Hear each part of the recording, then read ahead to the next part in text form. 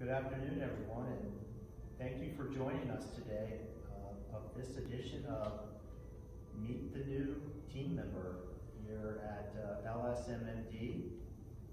Today we have Rob Roe, who is our new Corporate Director of Facilities, and the conversation today will be centered around getting to know Rob and his position and his goals. And so unfortunately it would be great to have everybody in the chapel today, but we are still working through the COVID-19 restrictions, and hopefully one day we'll be able to all come together again very soon.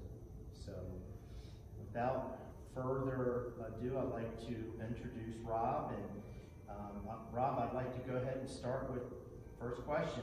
Who is Rob Roe, and tell us about yourself. I'm Rob Roe, guilty as charged. About myself, I'm a father first and foremost. I have 3 wonderful children and an amazing wife who keeps me on the straight and narrow as much as she possibly can. Born and raised in Ohio, joined the military out of high school, spent 4 years in the Marine Corps. Got out of the Marine Corps and started down the path of a career. Was recalled for the war. Went to California and spent a lot of time in California. What war was that? What? It was this last one, the Iraq War, Afghanistan, all that stuff. I got out of the military in 2000, 2001. So it was interesting. You know, it was an interesting place to be. California's fun. Lived out there for about a year. And that's a little bit about Rob. When you're not working, tell us a little bit about what you like to do, I guess for fun or hobbies, or it's a very generic question, but it helps us understand who Rob is. So Rob, what do you, besides being a father, which I'm sure is a full-time job when you're not at work, but what do you do for fun? It's you know, family's important to me, so it's a lot of family time. I love to fish. It's a lot of fun. I love the boat. I can't wait for March. March rolls around and we start fishing. All 3 of my kids are into fishing. You know, my kids they're young. I've got an 8, 9, and an 11-year-old. Sounded like a wonderful idea at the time. But you know, 2 girls, 1 boy. All 3 of them fish. They have a lot of fun doing it. They have a lot of fun boating and swimming, and that's what we do. You know, mostly the boating piece. I also like to do cabinetry, building, and woodworking. It's a lot of fun. How you got back into, or how you entered into the CCRC and facilities and project management and construction? So I had worked at a CCRC in Florida. And we did a lot of construction projects. That was a lot of fun.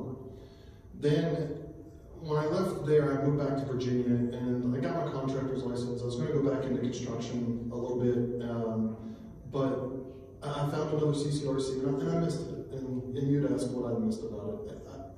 I missed meeting people, and I missed the residents. I really did. I enjoy helping people. That's one of the things that I really, truly enjoy. And in the CCRC, you get that. You get that in adult living. You get to help staff members. You get to help the residents, and that's important to me. So I started at a community in Virginia. They had a lot of what they would call deferred maintenance items. So there was a lot of construction projects that we undertook. And I did that as the facility director, property management director for 3 years. And they said, hey, you know, you did a pretty good job, so we're going to promote you. So now you've done it here, here's 2 more communities, can you do it here as well? Wow. So I became the regional director, and that's exactly what we did. We had 3 communities, one that I had already worked at that still had projects to do. All said and done, you know, for the last 6 years, I worked at those 3 communities, and we did collectively over the 3 communities, you know, close to $60 million in deferred maintenance and capital projects. And that wasn't counting for the renovation or the expansion projects that we worked on as well. And that's kind of what led me here. That's how I ended up in CCRCs. So back a little bit about Rob. Is if I were to meet your family, how would they describe Rob? My wife would say I'm a pain. My kids would say I'm a practical joker. I love a good practical joke, whether it's on me or whether it's me pouring it on somebody. I enjoy laughing. It's important in our lives, especially now. Yes, especially now. My wife would say I'm driven. I'm very driven. I see something and I go for it, and I don't. One of my analogies is a dog on a bone. Once I get it in my head, I'm going for it, and there's nothing that's standing in my way. Figure it out. So I think that's what she would say about me. Going back to your construction, and you've led some pretty big projects in the past and managed through what was your biggest one you had to do? Oh, there's been a few. Biggest as in dollar amount, biggest as in... Let's talk about structure. When I was in business in Florida, I remodeled 3 stories of it was like a 22-story building, and we got the contract to remodel 3 of the stories, the floors, which were complete, got in remodels, and it was a big contract. It was there was a lot of work involved. It was an occupied building, so there was a lot of life safety concerns because it was in the middle, so there was a lot of that. From a resident disruption standpoint, we had to replace all water source heat pumps in 3 or 4 of my communities that I worked in, and that was inside the residents' apartments. It was really disruption. There was a lot of disruption to the resident, and there was a lot of coordinating and moving parts. Big projects. I've replumbed buildings, and that's also something that's tough because you shut the water off in the middle of the night for hours on end. Re-roofs. There's a lot of things that I've dealt with inside buildings and on the outside. Right. Rob, you had mentioned you like to lead, and that's one of the reasons why you got, I guess you re-entered back into our industry. How do you motivate your team? What are the things that get your team to move from A to B and to the next level? So I approach this position and I look at it. There's 4 main components to this position and any facility department. But I believe that if you take care of these 4 things, this job becomes very easy. The first and foremost, why we're here, and number 1 is our mission, right? And it's resident-centered. Right. Anything that we do has to reflect in the best interest of what's in the greatest interest of our residents. First and foremost. Yes. Second to that is our staff. Our biggest asset in any company is our staff. Without them, we can't accomplish our mission. And how I motivate them is first of all, we have to have a common purpose and a common direction, and transparency and communication, and talk to them. That's right. Give them direction, support them, give them the tools they need to do their job and remove roadblocks. I truly believe that if I don't help someone take my position, then I failed them as a leader. Good point. I believe that leadership isn't stagnant. It's not one set. There's many different styles of leadership that a good leader should be able to navigate based on the needs of the person in that position and the situation. Sometimes you need to be directive. Sometimes you need to say, do this. Sometimes it's a coaching. Sometimes you've got to show a different way. Sometimes it's collaborative. You sit around the table and figure out what's in the best interest. Again, reverting back to resident-centered. Sometimes it's supportive. Right. You did a great job. It's all depends on the situation, the individual, and it's showing and developing those folks. Again, giving them the tools that they need to succeed. I believe that's the key to making sure that there's success with your staff.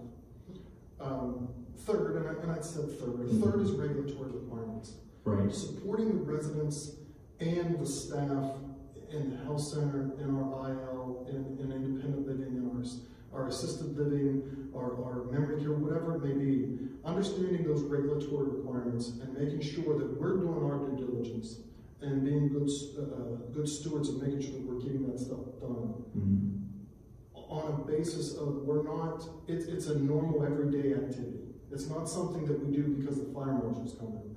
It's something that we do because it's the best practice. Right. And finally, financials. We hold a responsibility to our residents, and again, it's all resident-centered, to be good stewards with their money, to make sure that we're spending the money wisely, to make sure that we're tracking those, that we're holding our contractors and our vendors accountable, to make sure that we're checking on our buildings and making sure that our buildings are maintained. And marketing likes that too. When marketing sees a building that's maintained, it's a lot easier for them to sell that building. That's right. Good stuff. You had mentioned giving people the resources and the tools, and I noticed this morning you were training and providing some insight to our facilities team on the Works Hub. And and the way technology is moving in such a fast direction nowadays is people have to feel very comfortable using those tools, and I'm really glad that you acknowledge that you gotta. Sometimes people need a little bit more coaching and support to get them where they need to be. So I appreciate that. Back to Rob Roe. What motivates Rob Roe? What motivates me? I don't know if it's a need to be needed. I don't know if that's correct. I enjoy helping people. That's what motivates me. If I can come in and have an impact on a positive impact on someone's life, that's important to me.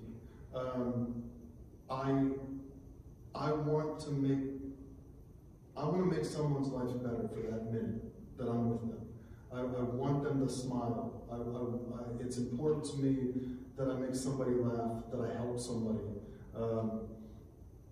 that I give a career path, that I change someone in a positive direction.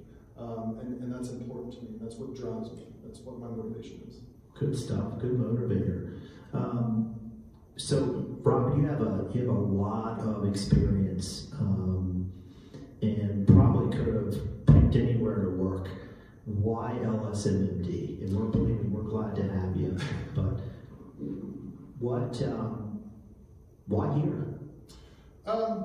It was an interviewing process, some of the things that I asked, and you were on that interviewing panel. I'll take credit. Oh, absolutely, you should. I'll take credit. As you should. It was talking with Jeff, talking with Steve, and understanding. I got to talk to the executive directors during the interviewing process. And one of my main questions that I asked was what the culture was here. Yes. What was your culture? And the culture here fits how I like to work. There's a very supportive nature of getting the staff what they need to perform. And again, the resident-centered piece for me is very important. And that's why. And you have needs for construction, which is always a plus for me. Right. So and that's why. So. Sure. Well, we're glad to have you. So you've been here since right around Thanksgiving, if I'm not mistaken, and you've had some time to digest because Rob, you cover and support Carroll Lutheran Village and Lutheran Village Grant. Both of those campuses underneath you. Over the past month and a half, what has been the three main focus areas that you've been working on? First and foremost, and you had talked about this, is the Works Hub. Yes. I've been using Works Hub since I got into the industry. We are scratching the surface on what this software will allow us to do. I'm very data driven, and we make decisions based on that data. And the data is only as good as, you can only use the data if it's a good resource of data, and it's got to be put in properly. And that's part of giving the staff the tools, because that software is just as important as that tool bag that they use to fix something in an apartment. It's just as important as an Engage. In many cases, it's more important. So we're really going to be focusing in on and doing a really deep dive and drill down in the Works Hub, understanding response time, looking at those response time analysis, not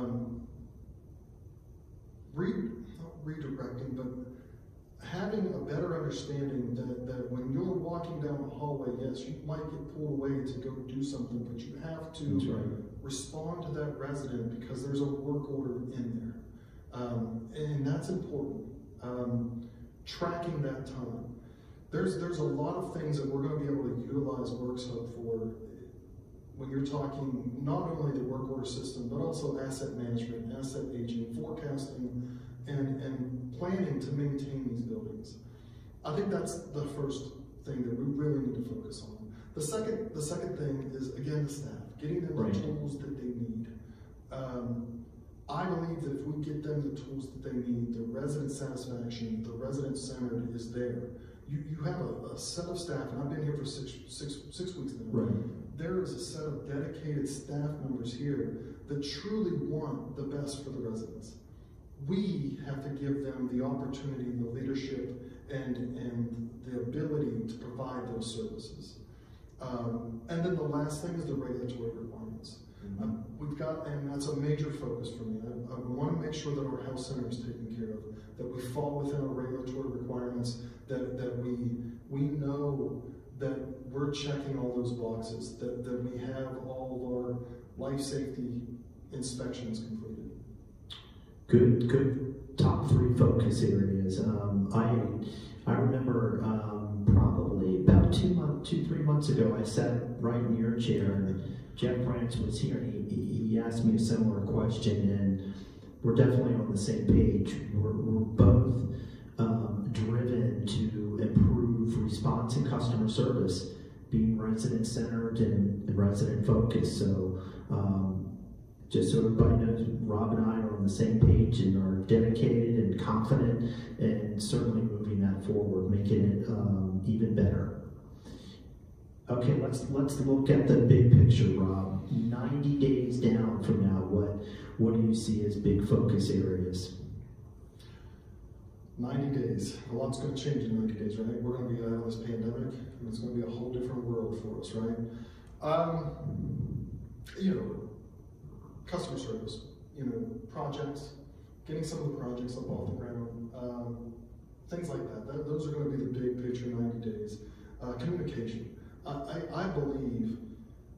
truly believe that if we're able to step in front of the residents and just communicate what's happening on a monthly basis, that will eliminate a lot of some concerns that we may have. So 90 days, I want to be able to have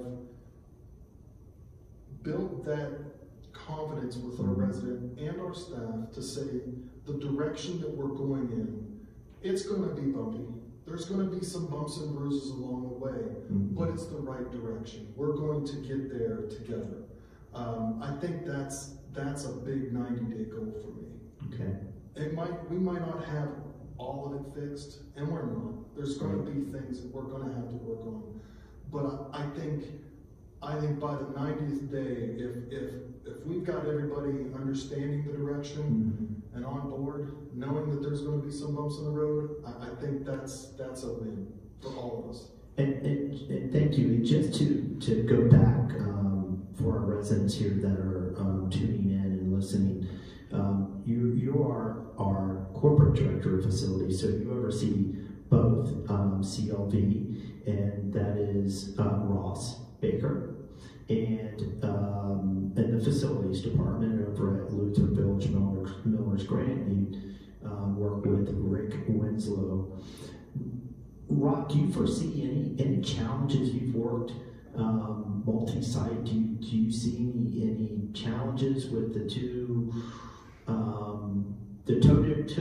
totally different campuses? One's definitely is larger, and one's probably half the size. Do you foresee any challenges with overseeing facilities in both those campuses? No, and that's a great question. I don't. I've had the pleasure of working with Ross a lot, Ross Baker, and what a great hire. He's got. I'll take credit. You should. I won't tell John Henry, but he's got that customer service. He's got that drive, and it's great to see. Hotel. He had the hotel hospitality background. Yeah, he has. And then with Rick, I've worked with him a couple times, and I know he's come from a couple CCRCs. But to make to clarify, when we say oversee, I'm here to help them. I like to think of my role as not so much of a work organizational chart of where they report up, but more of support. It's an upside down pyramid. I'm supporting those two. And the decisions, and the three of us are going to figure this out. And along with the assistant directors, which makes five of us, right? There's David and there's also Chris. Right. And the five of us collectively, we've already started, and we've got on the calendar weekly calls that we're going to be collectively talking. Much like leadership, you have to adopt different perspectives or different ways of doing things to each community, because they are completely different. But there's no reason why we can't have similar approaches to each one of the concerns or issues that we have. It becomes a best practice and a standard. And I believe by having us around the table on a weekly basis, just on a call, and as we get past this pandemic, visiting each other in different communities, having Rick and David come down here, and having Ross and Chris go there to understand what we're working with. I've done it at other communities with I had three at my last place. Those directors still talk to each other on a weekly basis. It's important, and that's how we're going to get through it. This morning we talked with the maintenance staff, and I told them, we're doing this together. One of us can't fail. We all have to support each other up and get through this. And when I say this, like I said, the bumps, the bruises, I mean, we call it what it is. We have some opportunities in the facilities department. We recognize that, and we're going to hit it head on. And that's my commitment to both communities, that we're going to take care of these concerns and issues, and time will tell.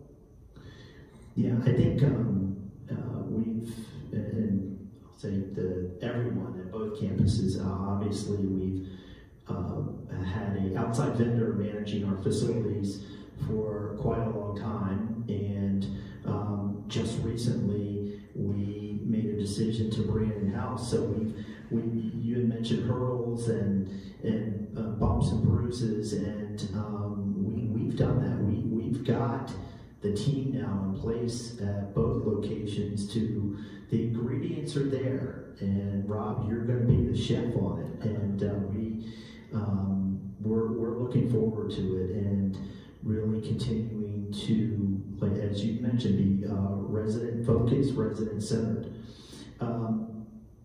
Just another question I'd like to ask you. We talked a little bit about this. Kind of goes back to your Rob Roe, getting to know Rob Roe.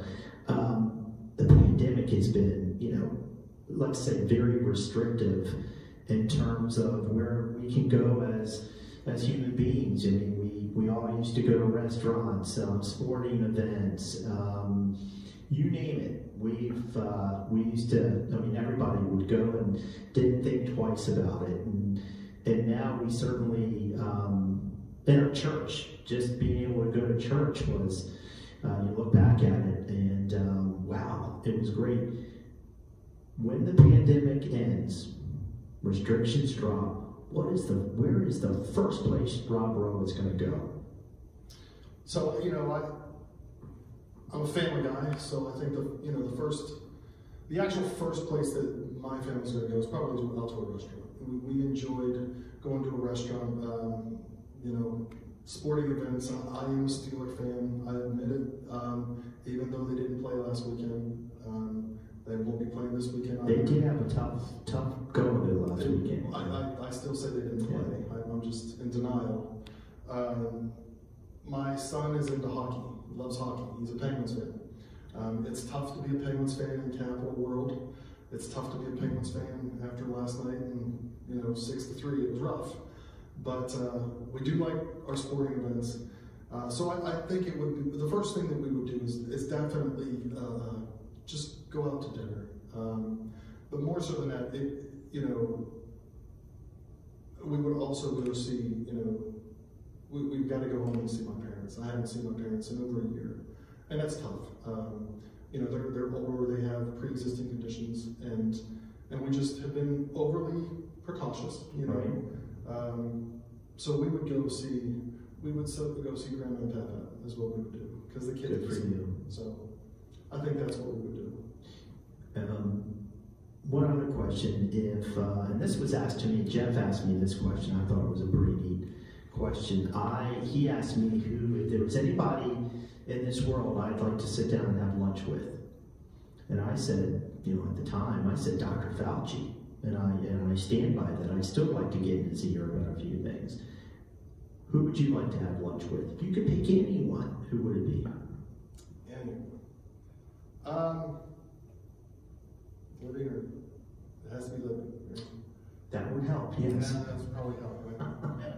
You said anyone, so Let's say somebody that's a lot, yes. I want to say 2 people. Oh, well, okay. I'm going to say 2 people. Okay. Yeah. I would love, and this isn't political, it's just who I am. I would love to sit down and have lunch with George Bush and Barack Obama together. Nice. Those two. Good combination. I think I would really want to talk to those two, because I want to know if there's aliens, and those two I think would tell me if there's aliens. I think you'd find out a lot. Well, this concludes our interview with our corporate director of facilities, Rob Roe. I hope everybody's enjoyed it.